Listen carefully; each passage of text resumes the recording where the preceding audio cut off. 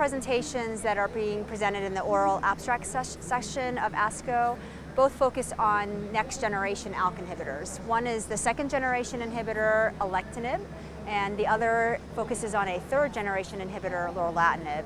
And really the question overall is how can we improve treatment outcomes for the subset of patients who have ALK rearranged or ALK positive lung cancer.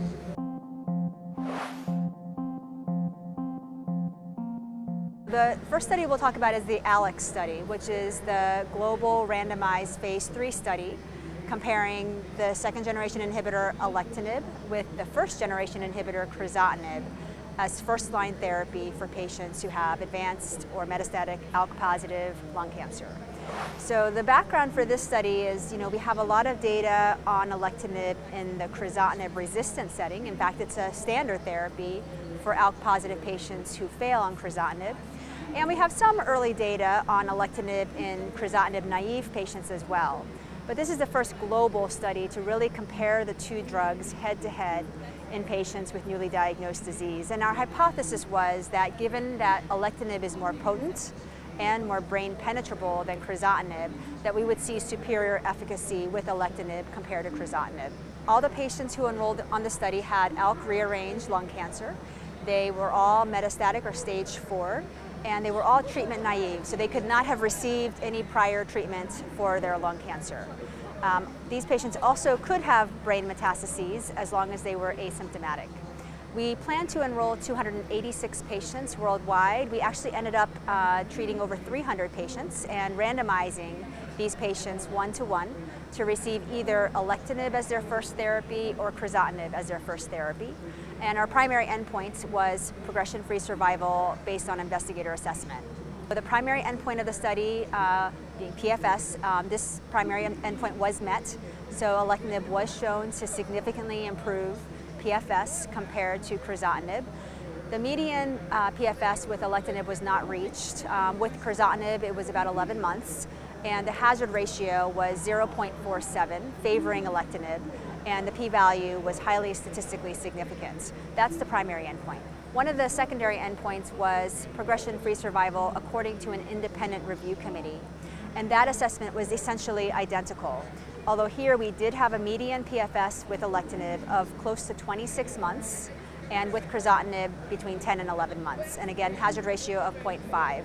So the PFS was essentially more than doubled by Alectinib compared to crizotinib.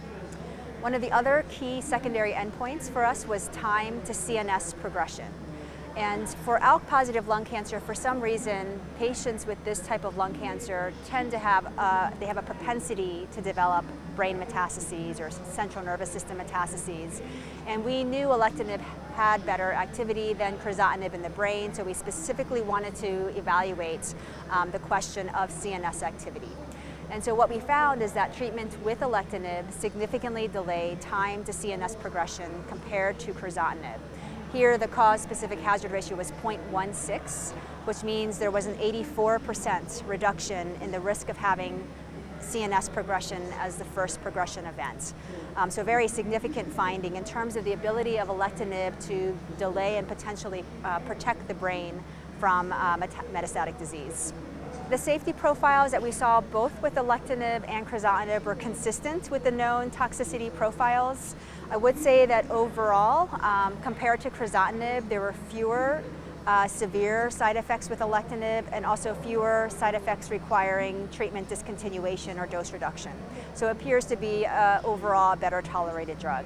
Our conclusion is that based on both the efficacy and safety findings from the ALEX study, that this really does establish Alectinib as the new standard of care for patients with newly diagnosed ALK-positive lung cancer. And this is based, of course, on the endpoint of progression-free survival, but also on the key secondary endpoint of delaying time to CNS progression.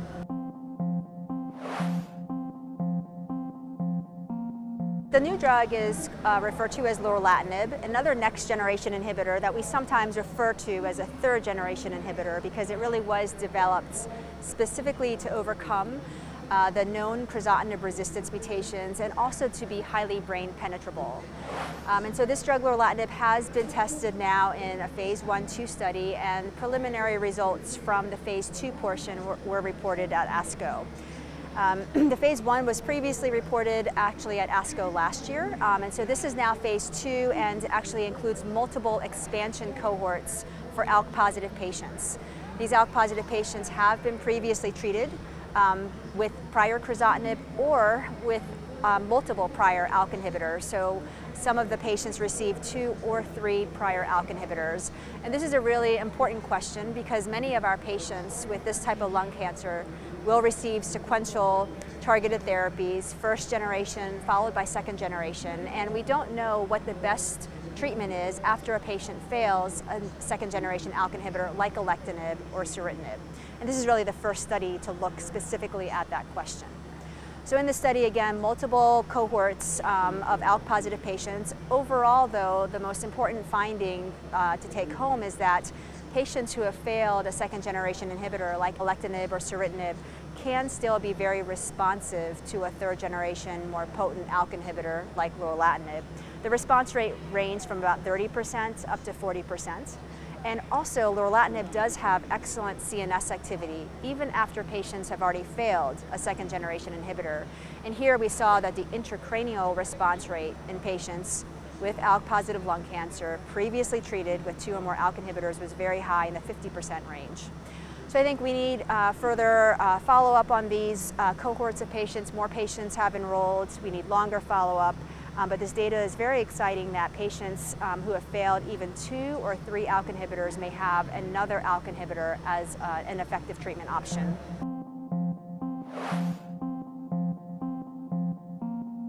I think we're very fortunate to have multiple different ALK inhibitors for patients with ALK-rearranged cancers. And what we're seeing in lung cancer is that likely more potent target inhibition, including coverage of resistance mutations and also coverage in the CNS in particular, is going to translate to better outcomes for our patients.